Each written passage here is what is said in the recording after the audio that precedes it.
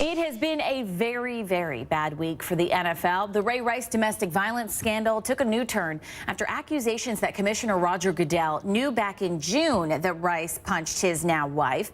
And then just this morning, Vikings player Adrian Peterson was released from jail on charges of child cruelty. So what happens to the NFL's image now? What should they be doing? Well, joining me is the president of the branding firm Velvet Sweep, Melissa Simkins. Melissa, thanks for being with us. You know, you've worked with hundreds of NFL players. You've dealt with scandals. How do you think the NFL is faring in this? They've been talking a lot. We've been hearing from players, coaches, Goodell himself. Oh, no question. They are in the middle of a catastrophic crisis. And crisis, as I define it, is really about not just what's happening now, but the opportunity to address some weakness in the system.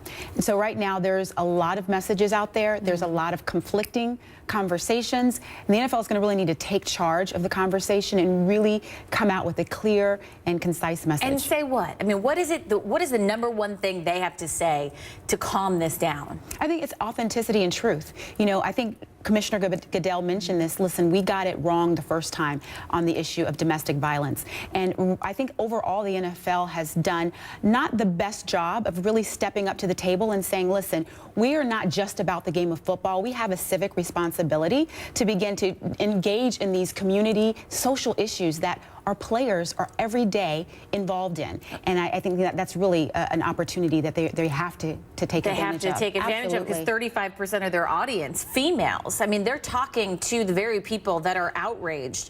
So do you think that they're saying the right thing, or do you think that they need to come out and take a stronger stand on domestic violence? Because you may recall a few weeks ago, Goodell changed the policy, and that still wasn't enough. Well, you know, the NFL brand is estimated to be over $25 billion by 2027. The issue is that they want to see growth happen just with football.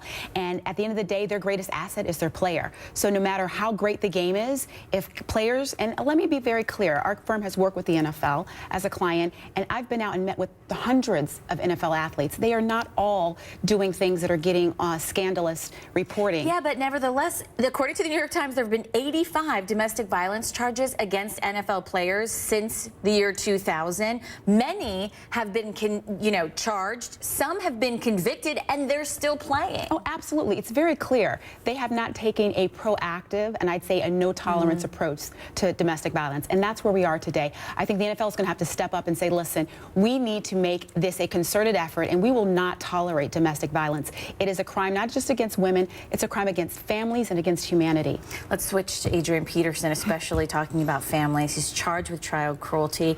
Charged, not convicted. Big difference. Is the NFL doing enough by just suspending him for one game? You know, there's so many factors. This is so fresh that we just don't know and we don't understand about the situation.